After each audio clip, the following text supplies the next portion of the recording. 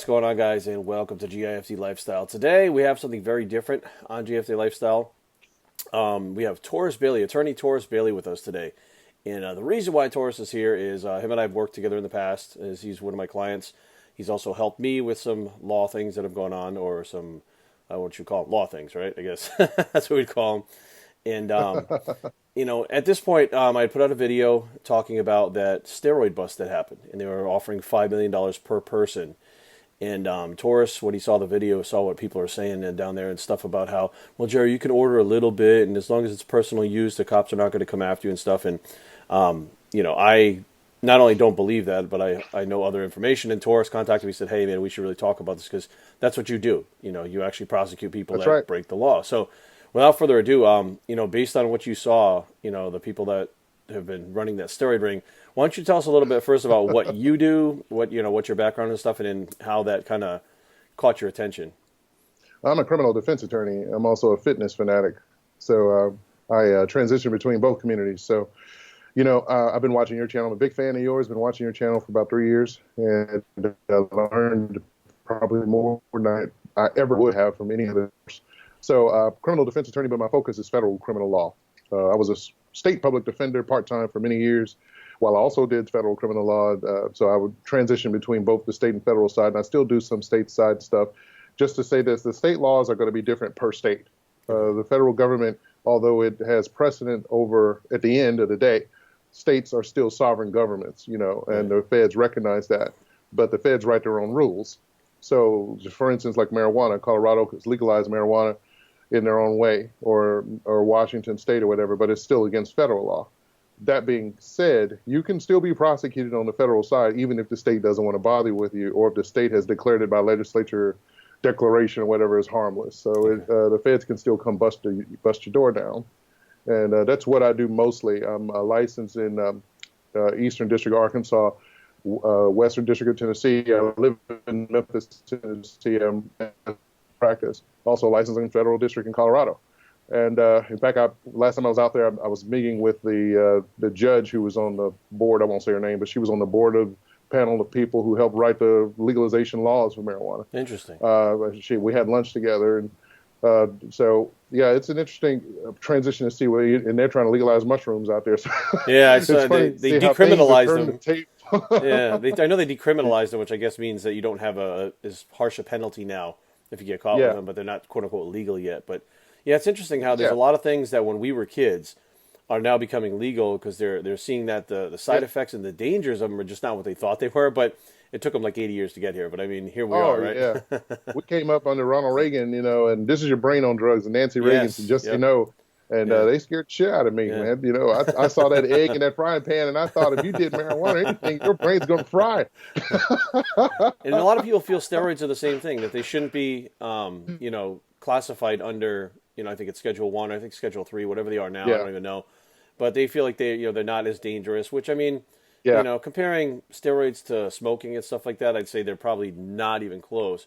So people get that whole like, well, they shouldn't be, so therefore I'm just, if you're Yeah. messing with the stuff, you're still breaking the law. It doesn't matter. At the end of the day, you break the Oh yeah. law. It doesn't matter your moral stance or what you think should or shouldn't be happening. Here we are, and it's not really changing anytime soon. Like that doesn't seem to be one of the ones that, states would be Yeah. like, okay, Texas decided to legalize steroids.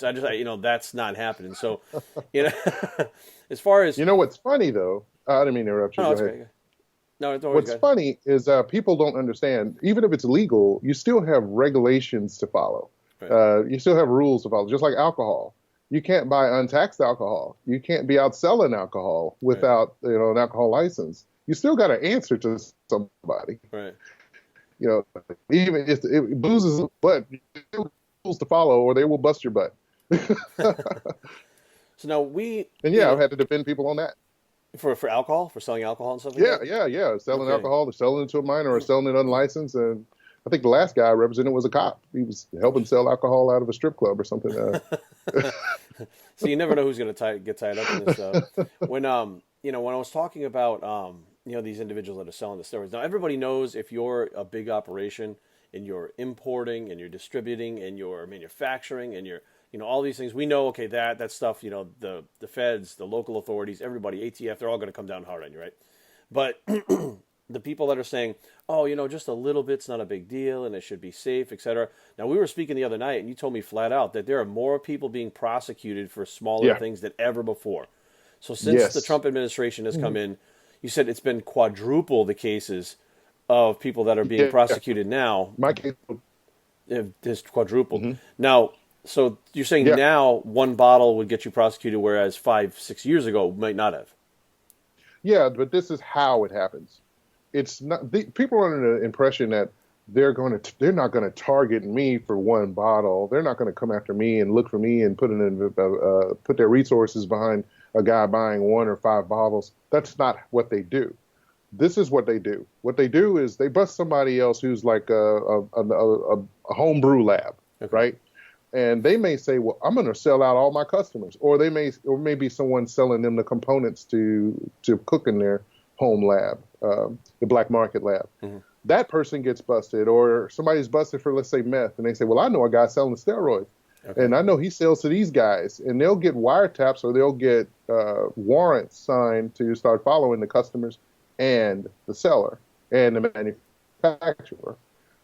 Now you have a web of people that they got a whole new indictment to put against on conspiracy, and to help build and to corroborate the accusations in the indictment, they'll go after the little people because the little people are the quickest to turn, right, to get Right. the slap on the wrist.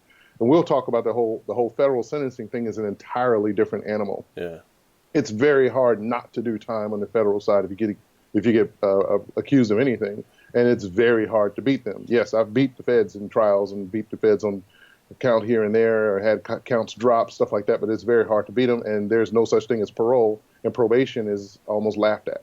So there are people like Boston Lloyd who literally will say stuff like, oh, they're not going to put the resources. But literally, you're saying that a person who orders one bottle, if they figure it out and they catch on to it, they can and will prosecute that one person, even with a Sure. small amount, even Yeah, though it's sure. just a personal use, to get, not necessarily to get to the bigger guys, because they already know the bigger guys are there, but to solidify the case against the bigger guys. Yes, right. And then if they have, in order to go after the big guy, they can't just say this guy's the head kahuna, and he sells to this network probably has 300 customers a year. They have to be able to say, okay, well, we busted Jane Doe or we busted John Doe with these vials, these 3 vials.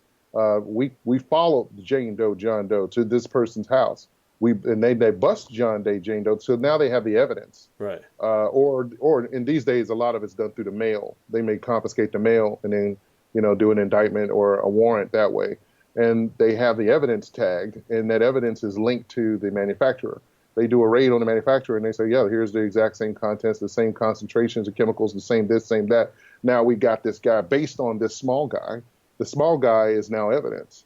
So then they're not going to sometimes they'll let them go, sometimes they won't. If they flip and turn, sometimes they don't let them go, but they can argue for what's called low guideline sentencing. In the state side, when you get busted for a crime, you automatically know you do robbery, you steal from a store, you steal a car, you already know, hey man, that's a theft of property, $60,000 to $100,000. That's a Class B felony, and you're looking at 8 to 12.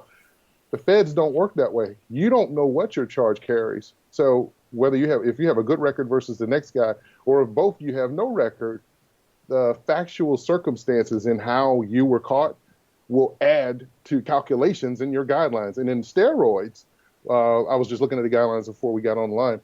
In steroids, if you get caught with your steroids and you sold to somebody, that's 2 extra points. Those 2 extra points might add 3 years of sentencing right there.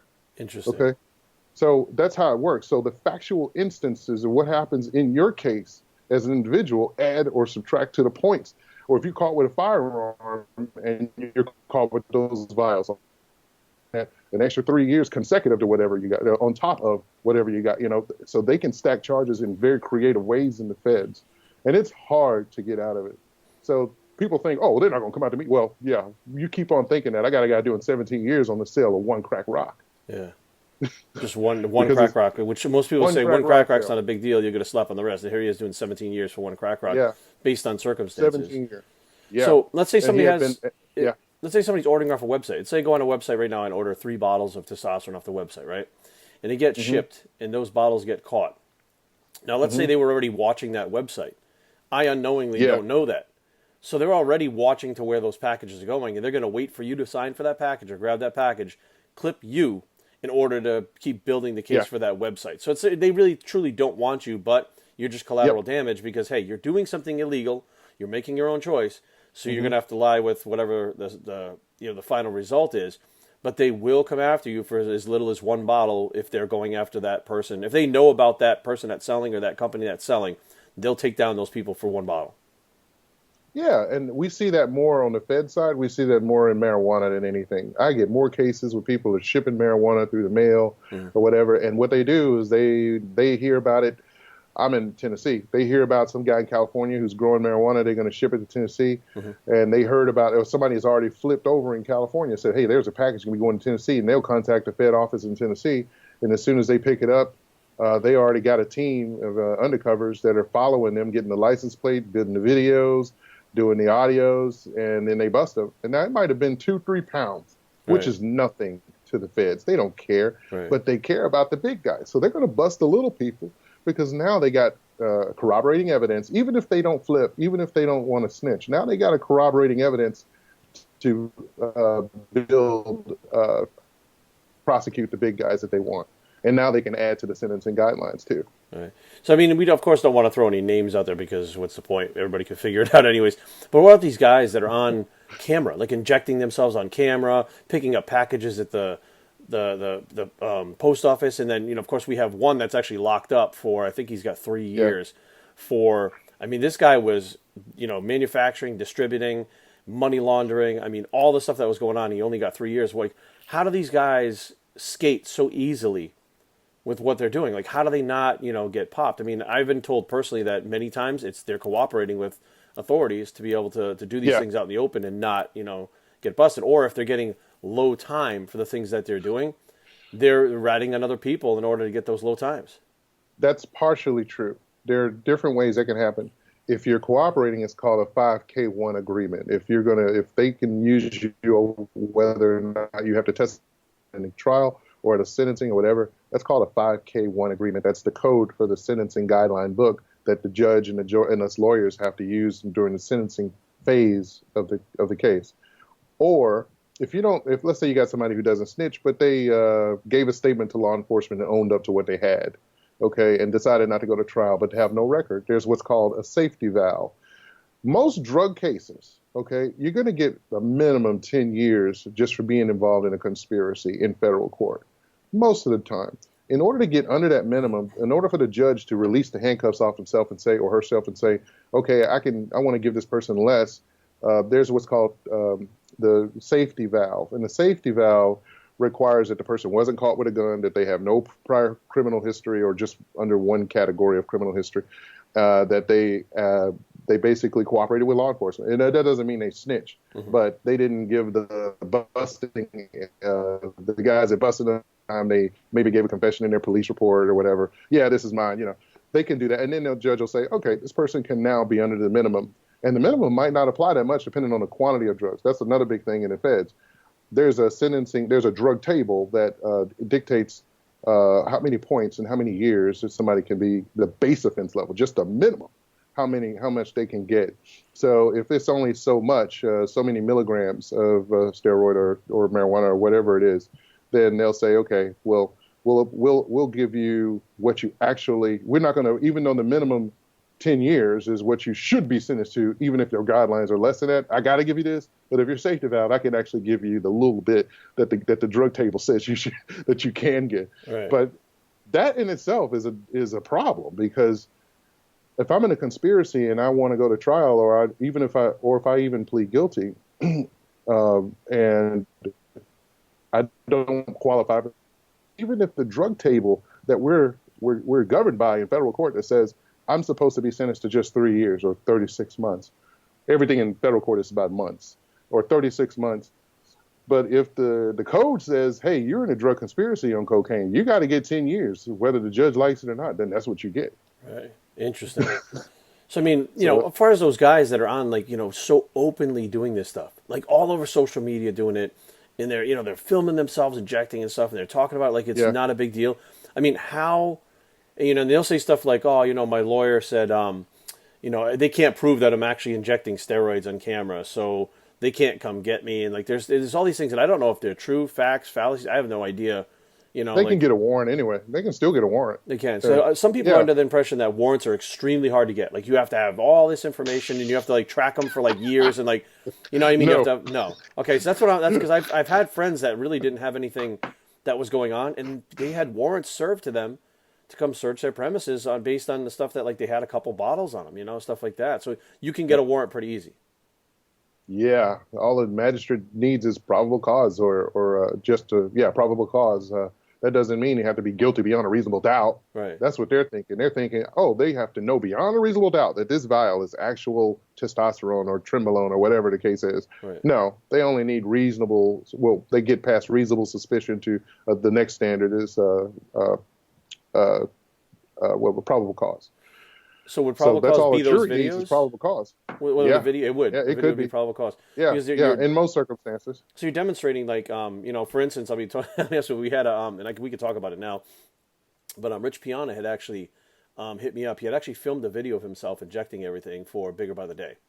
It was a whole video like of him doing all his drugs and stuff, and it was uploading when I was on the phone with him. He was uploading it to YouTube, and he was telling me what he was doing, and I was like, dude, I don't think that's a good idea. I said, Yeah. you're actually showing the vials, you're showing the bottles, you're showing yourself filling up the syringe. He's like, yeah, it's gonna be so cool. He's like, they can't prove what it was or what it wasn't. I'm like, right, but you have those vials and bottles which are illegal in your house, and you're showing them in your house. That is Yeah. probable cause for them. And even if it's 5 vials, you're showing that you have illegal substances in your house and you're promoting it in the use of it. I was like, they can get a warrant for that. And he was like, oh shit. He was like, okay. All right. So he actually canceled the upload. He never put the video up. And even then, it was like, I think he had a little bottle of Cytomel. It was like a little T3 that he got from like Mexico. And it was in Yeah. one of his videos. He's like, you think I should take that video down? It had already been up for like weeks or whatever because he took like a couple pills in the morning, like it was on his nightstand or whatever. I'm like, oh, it's already been up. I mean, I don't know what to tell you about the little, Cytomel bottle, but technically, if it's illegal and you bought it in another country and you smuggled it back into this country and they saw it in your room, they can easily say, here's the illegal drug. There is no reason for him to have it. Let's say they did go and they investigated it and they got the warrant and they went in and it was a prop bottle, it was fake, he printed it off his printer, they would, deal with that then. But they can get the warrants very easily for pretty much anything like that, correct? Yeah, they get the warrant and then they would take it to the lab. The next thing they would have to do is get a lab test to prove it's actually what it is. Now, here's the thing. There is some gray area there. First of all, does that district have the resources that they want to bother with every Tom, Dick, and Harry? Right. That does that on the web. Like a place like California, they're not going to bother with every Tom, Dick, and Harry out there doing steroids because it's. Are you kidding? They don't have. They're like, we got bigger fish to fry. They got narco-terrorism and all kind of other stuff that's a problem. So, but what the district U.S. attorney for that district has to sign off on every warrant to be submitted to the magistrate federal judge to sign for, execute the warrant, we call it. So they may say that if I'm the U.S. attorney, I might talk to the DEA agent or the Postal Service agent or whoever. How do you know those vials are still there? How do you know when this video was made? And if they say, well, we don't, but we think that he said, well, bring it back when you got more. Yeah. They may do something like that. But could he? Yeah, sure. Yeah, he could sign it and say, take this to the magistrate judge. Now, the magistrate judge may disagree. Magistrate judge, when I say magistrate judge, that's the federal judges are appointed by the president, right? When it comes to warrants, they don't usually fool personally with the warrants and stuff. They have a level of judge under them called magistrate judges. They're created by Congress, but they are federal judges too. And they're the ones that give out the search warrants. They sign the search warrants, yeah. Because when Rich was doing this, like you said, every Tom, Dick, and Harry, which is like I understood kind of, but I looked at it like Rich was a big, big fish and would make a very good example if they went after him because of who he was. And that's what I kept forcing home to him. I mean, look, the average person might get away with this, but because who you are and your status, I mean, when he passed away, it wound up on TMZ. That was, like global stuff, so it was like Rich was on a different level. So someone like him, someone like him, they easily could have got the warrant and went after him, and whatever he had in his house that he shouldn't have had there, they would have found, So it was smart that he just deleted it because he he wasn't a dumb guy whatsoever. He was trying to make the shock value and stuff he wanted to do, but he was like, I don't want to take the chance, which he didn't. So that's what I try to explain to people. Like, look, just because you see somebody doing it here or there, or whatever the case may be, like you said, like maybe a small town, they see that video or something, they don't have a whole lot of big fish to fry. You are the big fish, even though you're small. Yes. And they can actually take Yes. that, arrest you, parade you Yes. around in front of the cameras and stuff, make it like they did a great, a good deal by, taking you down, and they're doing their jobs. And, of course, like you said, the Trump administration is trying to prosecute everybody and anything pretty much as far as like drugs that are going on now. Yeah, they are. And I'm glad you brought that up, Jerry, because you and I talked the other day. Just so your listeners know, the Attorney General Barr was here in my city, and I'm friends with all the. I have to work with the prosecutors all the time. We, their kids play with my kids. Some of them go to the same daycare or school and stuff like that, right? So I was having a conversation actually at a birthday party of one of the federal prosecutors, and my daughter, and they were all playing around. And so I was talking to him, and he said, yeah, Attorney General Barr was here a couple of days ago, and he sat us down in a room, and he even told us, yeah, we want numbers. We want numbers. Those were the words he used. So they are increasingly prosecuting smaller cases, because the smaller cases, the indictments I'm getting these days got 15, 20, 25 people on them. Wow. 5 years ago when I was handling federal cases, I might get one of those a year. Now that's kind of routine for almost every case. Most of my cases now are huge indictments with a lot of people. Wow. And sometimes it's just one guy on a phone call, trying to help connect. He's just to connect on a case. Maybe it's meth, maybe it's coke, maybe it's crack. I mean, not crack, so much heroin. Heroin's big now. Yeah. Maybe it's heroin or whatever. And they say, well, man, I didn't do nothing. I didn't do nothing. That's what they don't understand. Right. In the Fed side, it's different on the state side. And everybody usually thinks with their state criminal thinking cap on. That doesn't work in the federal side. In the federal side, they don't need an overt act. Okay, when there's an overt act on the state side, you have to take some substantial step towards just talking on the phone about, towards what you were talking about to get charged with the conspiracy. On the Fed side, they don't need that. If they catch you on the phone talking what they call coded drug language or whatever, and those people on the other end follow through or about to follow through, yeah, they'll come and get you. Now, maybe the case is weaker, but is it enough to get an indictment on you? Yeah. They don't need an overt act on the state side. Criminal conspiracy is a very, very broad net in the federal side, and that's mostly what the drug cases are concerned. So they look at it as you're helping to facilitate the actual sale of something illegal, so you're taking part in it, you're part of the network, so therefore they're charging people with that. Now, what you just said about the numbers, they want numbers to get the numbers up. So I'm assuming what that means is that the higher those numbers of prosecutions, those statistics get thrown in towards the Trump administration to show how well they're cracking down on crime and how much better they're doing. Now, with all the stuff politically going on with Donald Trump, it makes sense that they're going to want to try to do more to really press home how good he is, because all the people that don't like him, they're going to try to be like, well, yeah, look what he did. You know what I mean? He did this, he stopped crime, he did this. Like, so they're literally out there probably looking for people they wouldn't have 10 years ago. Oh, yeah. Okay. Without question. They're prosecuting people a lot more. In fact, it's funny because under the Obama administration, I would read Attorney General Eric Holder's would send down letters to the Justice Department, and they're public. So, between defense lawyers and stuff, and they would say, hey, lay off of some of these cases here, lay off some of these cases there. Yeah. I wasn't making nearly the money in the caseload I was when I was under Obama.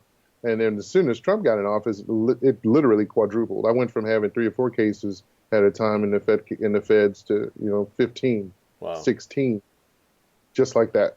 So I mean, right now, if there's somebody watching right now that, because I'm sure there's going to be, that are either ordering steroids offline, or maybe they're home brewing, because they're ordering stuff and shipping it to their house or whatever, or they're just buying them from, random people like, whatever, and those people order them offline.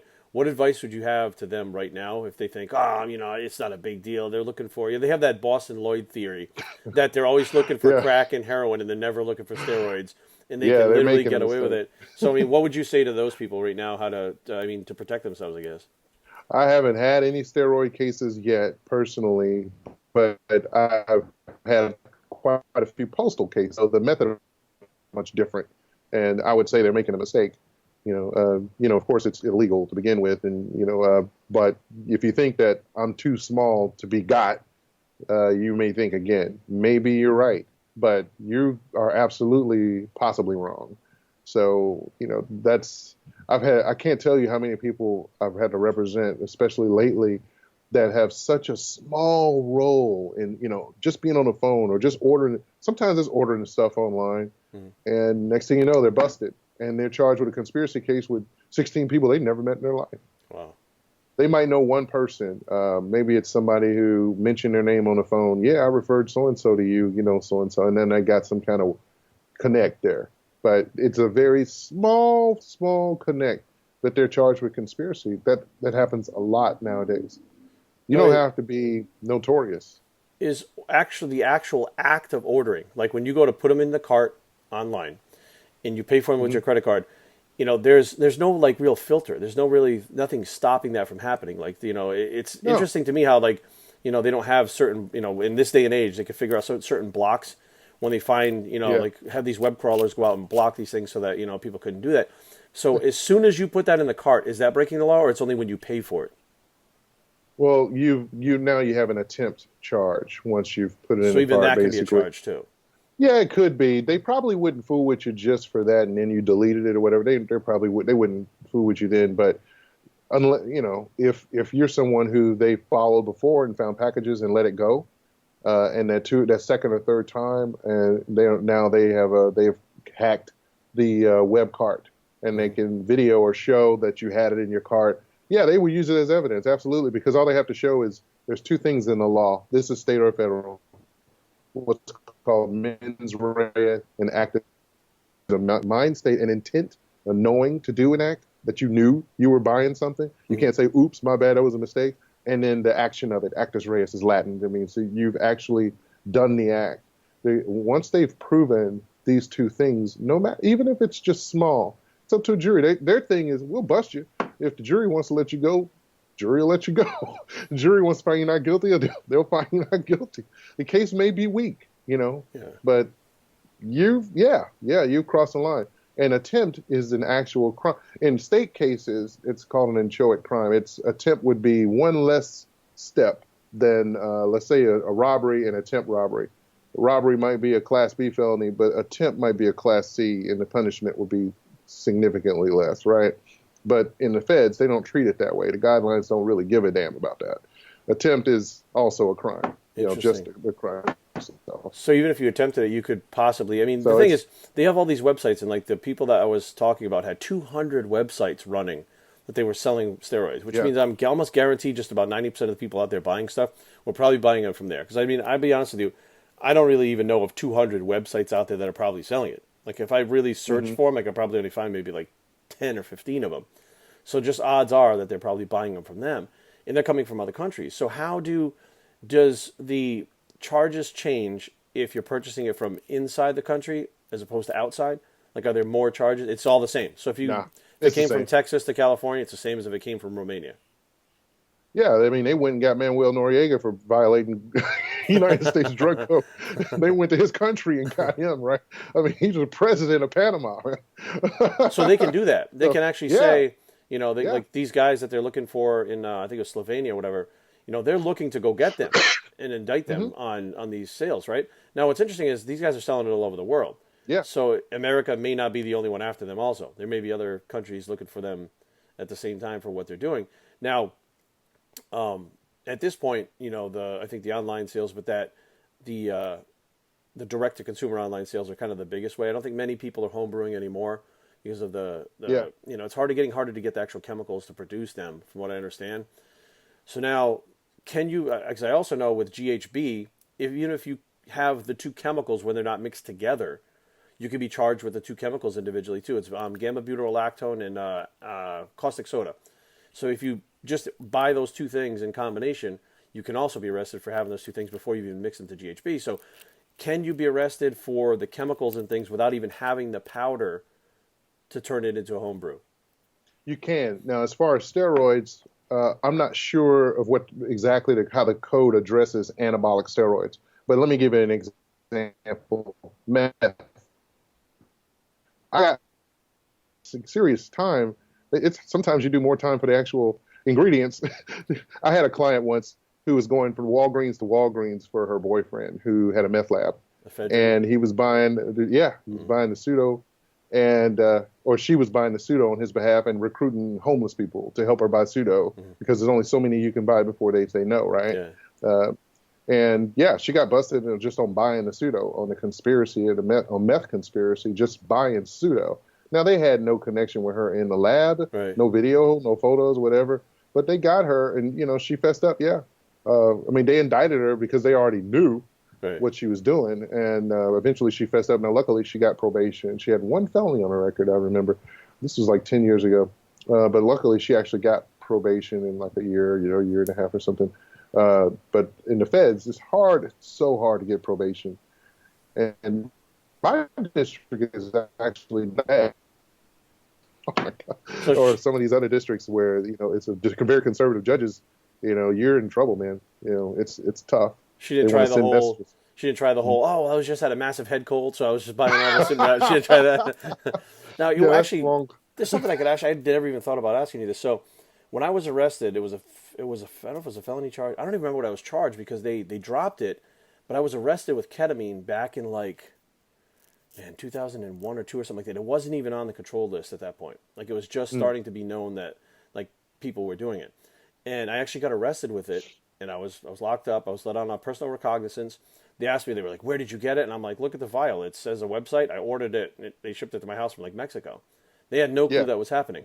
Now the next day when I went to court when I was arraigned, they talked about how we don't think Mr. Ward is a threat. He has a drug problem. This is we don't think going to jail would be the right thing. And they were like, okay, I got probation for like 6 months or something like that.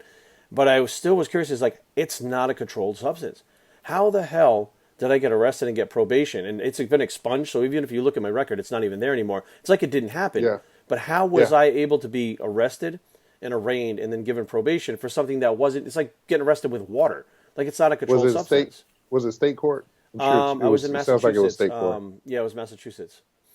Yeah, so the states they can kind of do what they want in a way. I mean, of course they can't invent law and Right. invent crimes, right? I mean, it still has to be in the Massachusetts criminal code, but they may be able to argue that something is gray area or something's a mixture of what is in the state schedule of drug controlled substances, and sometimes that happens. Like in meth cases, the feds even recognize there's ice, which is a purity meth. And then there's or meth actual, and then there's meth, which is your meth. It's a mix. It's mixed up with other things. So states sometimes can do that too. And in your case, the prosecutor was probably look. We just want to clear this docket. Right. This is one less case we need on the docket. Will your guy go away if he takes probation and we give him a diversion and get his record clean, rather than argue about what's real and what's not, or go to the lab and argue whether it's on the scheduled substance and all that? Because that's what their obligation would be to do. If you chose to go to trial, they have to send it off to the lab, the state lab, and come back with a lab test that says this is this. They don't want to spend all that time and resources and all that just to fight you on whether or not it's scheduled substance in the state side. No, man, they're ready to get rid of it. And the prosecutors have great leeway to bargain cases in the state side. In the federal side, they don't. The judge makes all the decisions in sentencing. They can't basically bargain away, I'll give you, there's no parole. I'll give you probation and we'll knock this down to this many years. They can't do it. They can make recommendations in the federal side.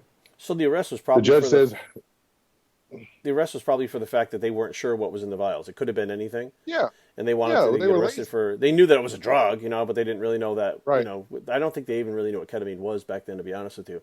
So they were just Yeah. basically like, "Hey, they're injecting something. We know it's not insulin. They're not diabetic.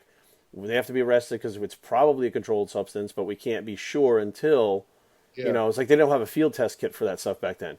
You know what I mean? It Yeah. wasn't like marijuana or cocaine or whatever. They put it in a little thing, shake it up, and it turns a color. It was like, well, we got vials with animal faces on them and stuff, like, and they're acting all weird, so we know there's a connection. They're acting very strange. So, Yeah. and the next morning, I guess, then they actually brought us. They had the vials in a sealed evidence bag, and they actually interrogated my. I was if we were married that time. I think my wife and I at the time, and were literally asking us about like, what is this? Why are you taking this? Where did you get it? Like, they didn't really know what it was. Yeah. And then I started thinking like, well, if they don't know what it is and they don't know why we're taking it, how can we be arrested for it? But I mean, at the time, you just shut up and deal with it. But yeah, so after that all went down, a lot of things kind of went through my mind, like how do we get arrested for something that's not illegal? But That makes sense, and I appreciate you clearing that up because now I can answer to Yeah, they people just like, toss it. It's a lazy disposition, basically. They were just like, let's get rid of it, move on. That happens all the time, especially if you don't have a record. Yeah. It's just a lot easier to make their day better if they just get rid of it. Yeah. On the state side, they have that ease of ability to just dispose of cases. I mean, it was Not good. the It feds. was enough to scare the shit out of me and clean my life up after that. Because I figured, I'm sitting in this cell going, this is probably where I'm going to wind up if I'm not dead. So I need to, shape up a little bit. So before we close up, is there anything else you want to add to any of the stuff that maybe you think is pertinent to what people may need to know? I would just say when you're ordering something, well, first of all, you don't ever know what you're ordering. You don't never know what you're getting. I mean, they've been found in all kinds of contaminants and drops and everything in steroids online. But yeah, if you're buying from a site, even if the product turns out to be fake, yeah, you can still get charged with the conspiracy of it, especially if they're coming down on the big honcho or the owner of the site or the distributor of that website. Yeah, you could be targeted. Now, whether that they want to fool with you, logistically, maybe it's more trouble than it's worth if you're only buying a few small vials. If you're a manufacturer and seller out of Canada or California or whatever, and you're only ordering a few vials and you're in Florida, they may not want to fool with having to bring you and arrest you and transport you all the way. But they can. Can they? The question has been, can they do it? Yes, they can do it. All right. Awesome. This is great stuff. Taurus, I really appreciate it, man. And, we'd love to have you back on in the fucher if there's other things. Yeah, we can do this again. We can figure it out, man. And I love the tie, too, man. The tie and the... Ask when you clicked on it, I said, man, you're looking sharp, man. Awesome. And again, thank you so much for your time. I know you're super busy and stuff, man. We really appreciate it and look forward to talking with you again, man. Anytime, Jerry, man. Loved it. Had fun. Take care, Taurus.